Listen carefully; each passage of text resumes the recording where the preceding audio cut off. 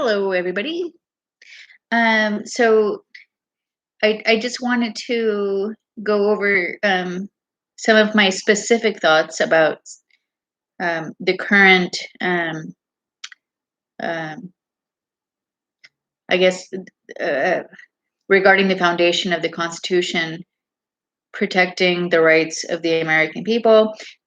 Obviously, um, First Amendment is very elusive. There is two standards for that particular amendment.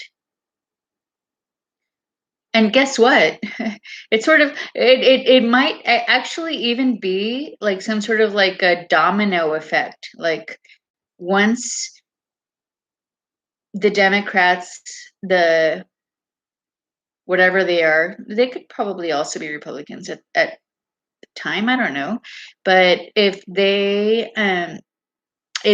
think that your message is an insurgence, uh, um, like I'm not gonna go and say, go get in the face of Maxine Waters. I'm gonna say, go and recall her, impeach her. That's what I would say. But that would be like that's the normal thing to say.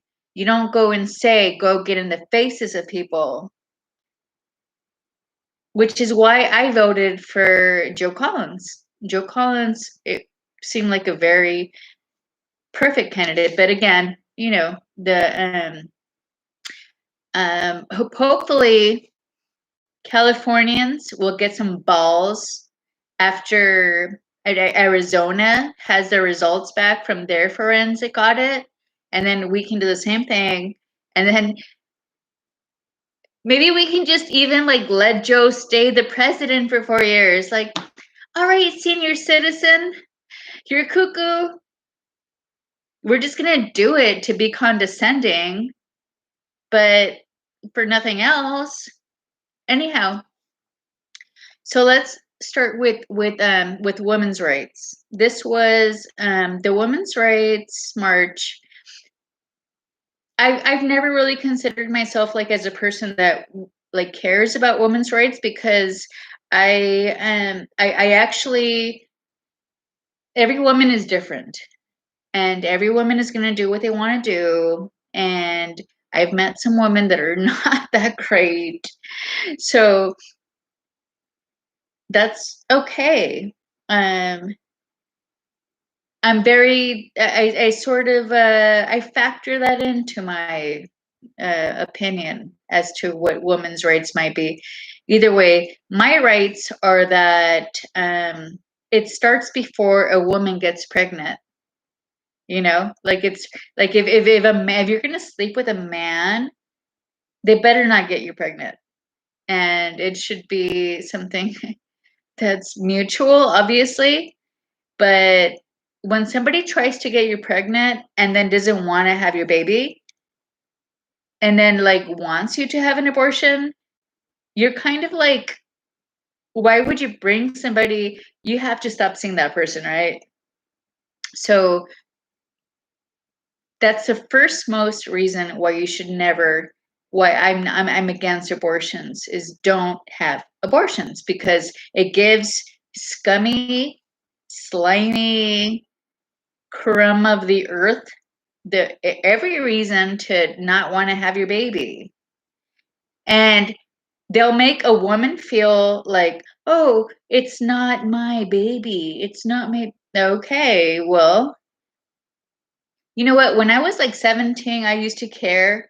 When I was, I used to care about that before. I don't care about it anymore. I know sleaze bags are after me. They think I deal cocaine, apparently, because my dad was, they probably associate with my mom. Like my mom is like more like the like, oh, like the like ogre woman that wants to, but she's like super small, but like they use her and they think they can use me.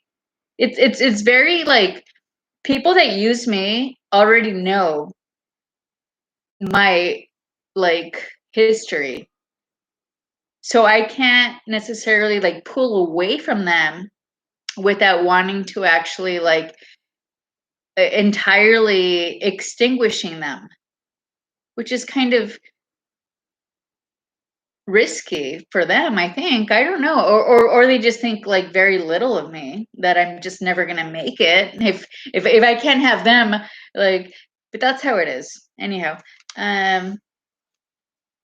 I don't know. Like there's movies where like they show like they portray the exact same cultural thing with with a daughter that caters to people at a Mexican restaurant. Yeah, I don't think so. That's actually not what it is. Unless they actually have no soul, which is possible. Either way, so it starts before a woman gets pregnant. Women's rights, when people want to say that abortion is a woman's rights, no, your rights are to not get pregnant to begin with. You don't have to have, like, why would you? So there's no really, so you're saying basically it is you're starting your own religion in this world where you're saying we don't believe in marriage, we don't believe in bringing kids and just having our own kids, and this is not the it's I can't imagine knowing anybody that would think that way. Obviously, Satan's talking to me. He's like Satan's like, come on, Monique, be a whore, be a whore. I don't think so. So Second Amendment is let me just read my notes. My take on this is that this amendment was built on trust. True. It was built on trust. People can actually, I have knives in my kitchen. I can do a whole lot with my knives in my kitchen. I have to, so, I mean, sure, a gun is speedily, I guess, does away with anything, but um, that's not my character. It shouldn't be anybody else's. And forbidding guns is not going to resolve the fact that there's going to be some people out there that are going to want to do away with it. And here's why. I'll get there actually. Inclusively, I suspect that those whom deny others the right to bear arms for their own defense have an agenda to gain subordination from those that they subject to their mistrust. So if kids that experience say, we don't know this, we're not, um, you know, Eric Erickson, we didn't spend all that time with these kids trying to figure out if somebody was messing with them or if they're just dark and evil and want to mess with other people to go and get like guns and shoot them. Like, we don't know that. This is strictly it it's uh what's the word? I want to say alienate. A, I want to say something else actually. Well, either way. So once these kids have already sort of like brought this sort of atmosphere into their environment, they can definitely act like victims and they can definitely like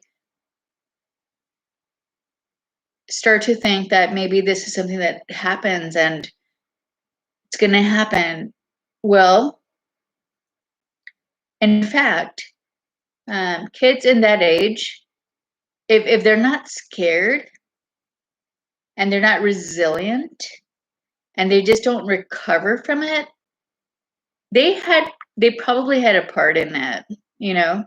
Like they're evil, like they're just evil kids with no supervision.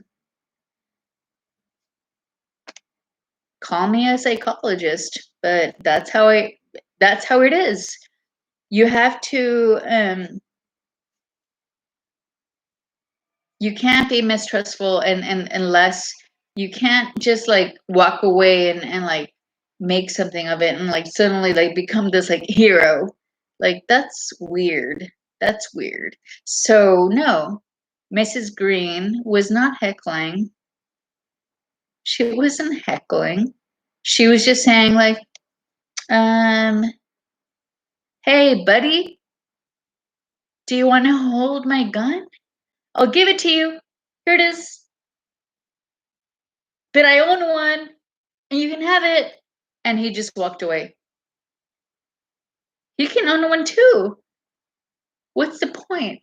Why is he doing that? Like, super weird. Anyway, so I've seen a good amount of attitudes from such victims that choose to spread kindness instead of letting the few bad apples pay. You know, like instead of letting the few bad apples make us pay, I should say. Sorry, let me fix that one.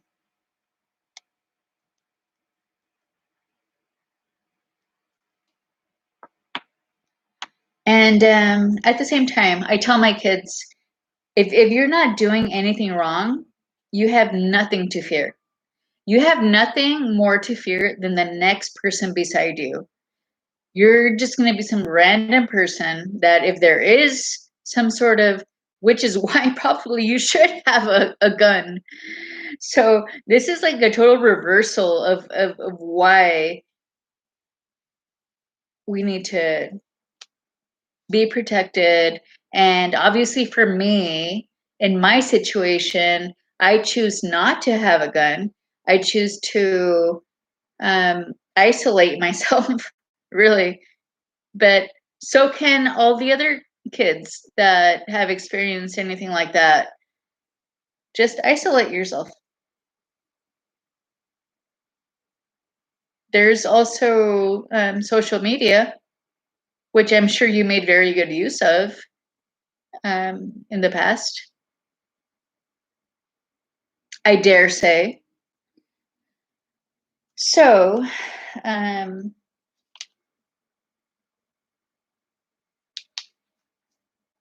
and yeah, but I hate weapons and wars, telling my kids that they can resolve everything in a fist fight. Maybe some kids just can't handle fist fights anymore, just like the old days. Okay, so like on foreign policy, um, no Big Brother, no policing.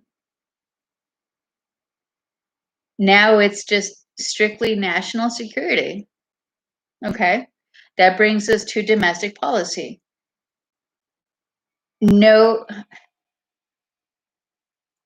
here's my vote on domestic policy, and if we don't go, we can't keep bouncing back from having a domestic policy that pushes us away from being around each other to wanting to go out there in the world and try and police or be the big brother and not handle these items, because nobody needs Rice's condescendence. You're so condescending, Rice. I don't even know your first name. No condescending. Individualistic competitiveness is fine. Why is that wrong? A lot of Black people beat me at a lot of things. Shouldn't that make you happy? No, that shouldn't make you happy. Because then they might topple you. More access to resources, grant funding for training. That's all it is. More oversight over grant funding, non-established institutions. Instead, you know where that money's going? This money, it is going to maybe pay back. Like is it like a wash between China and the United States? And so that like anything that the Bidens receive from China is now just going back. I don't know. I mean, what is that? Like, why would you not have enough money to get things done right? It's insane. Well, scratch the whole fact that your proxies, whoever it was, screwed up our whole 2020 year, because we could have had enough. And now you got us stuck, and now you have somebody running in California right now, a Democrat running in California right now that doesn't want to charge sales taxes. Is he insane? Okay. So, in my view, the jobs would be created for oversight boards.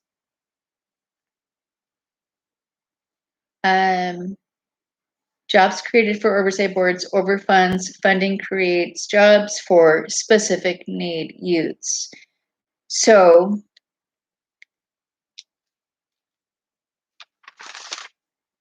this is just very like 1994 type of stuff, you know, like it's not it's not that hard to understand. You don't have to label it anything else. Nobody cares if you're black or white or Mexican or Chinese or anything else. You're not better than anybody because you're black. You're not. You had an opportunity due to the Obama administration, which I will dedicate my entire future to making sure is never in control again. Nothing like you will ever be in control again. You don't know what you're doing. You have like a voice of like somebody that's like so confident, but all you are is you're elevated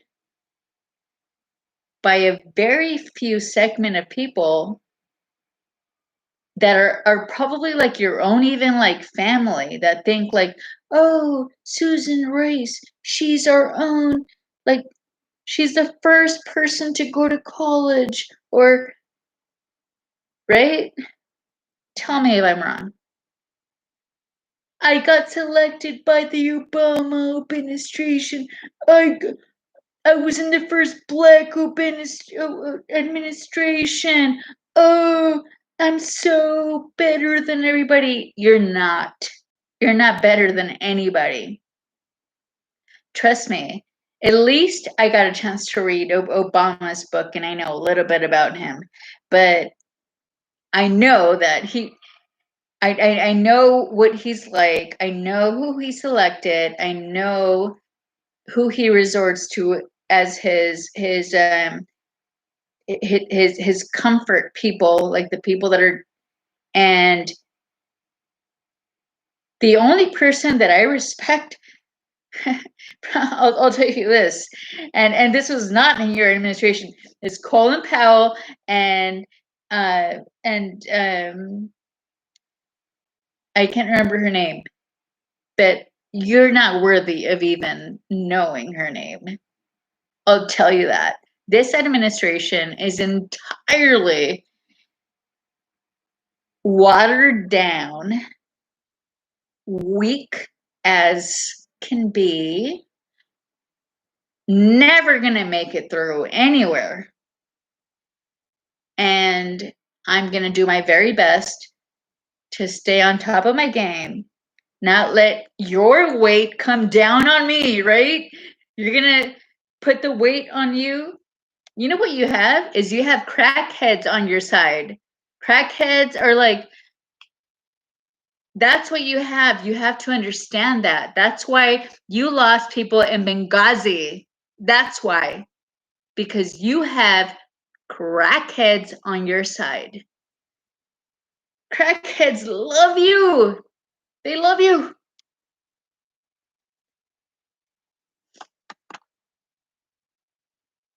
Disappointment.